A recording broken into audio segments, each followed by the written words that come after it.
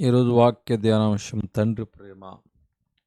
ఉదయకాలంలో ఏకీభవించిన మీ అందరికీ క్రీస్తు నామములో శుభము కలుగునుగాక.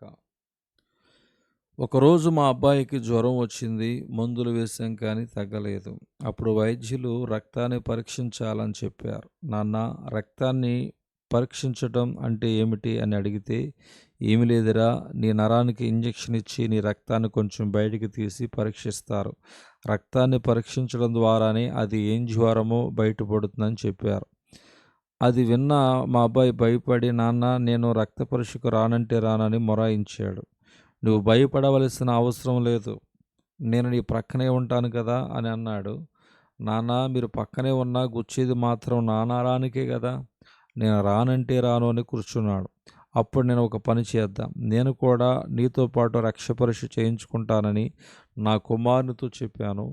నేను చేయించుకుంటే తాను కూడా చేయించుకుంటానని ఒప్పుకున్నాడు. పరీక్ష చేయించుకున్నాడు. గమనించండి, నాకు రక్త పరీక్ష అవసరమా? అవసరం లేదు, కానీ నా కుమారునికి కావాలి. వాడు ఆ రక్త పరీక్ష చేయించుకోలేకపోతున్నాడు, భయపడుతున్నాడు. కాబట్టి వాడి భయాన్ని నేను తొలగించాలంటే నేను కూడా వాడితో పాటు రక్త పరీక్ష చేయించుకోవాలి. అవసరం లేకపోయినా రక్త పరీక్ష చేయించుకోవడానికి నేను సిద్ధపడ్డాను. కారణము, నేను నా కుమారుడిని ప్రేమిస్తున్నాను. అంతకంటే బహు ఎక్కువగా దేవుడు మనల్ని ప్రేమిస్తున్నాడు. మనం ఈ లోకములో అజాగ్రత్తగా జీవిస్తూ దేవునికి, వాక్యానికి, ఆయన ఉద్దేశాలకు వ్యతిరేకంగా బ్రతకడం వల్ల ఎన్నో కష్టాలను, నష్టాలను, ఇరుకు, ఇబ్బందులను కొని తెచ్చుకుంటున్నాము. అంతేకాకుండా పాపానికి వచ్చు జీతము మరణం. ఆ తర్వాత చేసిన తప్పులను బట్టి మనకు శిక్ష తప్పదు. కానీ దేవుడు మనలను సృష్టించిన సృష్టికర్త, ప్రేమించే పరమ తండ్రి కనుక ఆయన శిక్షించబడిన అవసరం లేకపోయినా, దెబ్బలు తినవలసిన అవసరం లేకపోయినా, మనల్ని ప్రేమించిన పుణ్యానికి తాను మరణశిక్షను అనుభవించడానికి సిద్ధపడ్డాడు. నేనైతే నా కుమారునికి రక్త పరీక్ష విషయంలో వానికున్న భయాన్ని తొలగించడానికి నేను రక్త పరీక్ష చేయించుకొని వానికి ధైర్యం ఇవ్వగలిగిన అతని జ్వరాన్ని మాత్రము తగ్గించలేకపోయాను. కానీ దేవుడు బహు ప్రేమ, కనికరము గలవాడు. మనం చేసిన పాపిష్టి పనులను బట్టి మనకు మరణశిక్ష తప్పదు.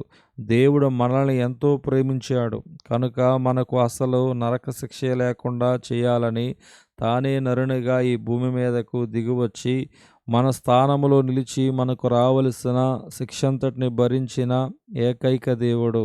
ఆహా, ఎంత గొప్ప ప్రేమ, ఎంత వింత ప్రేమ!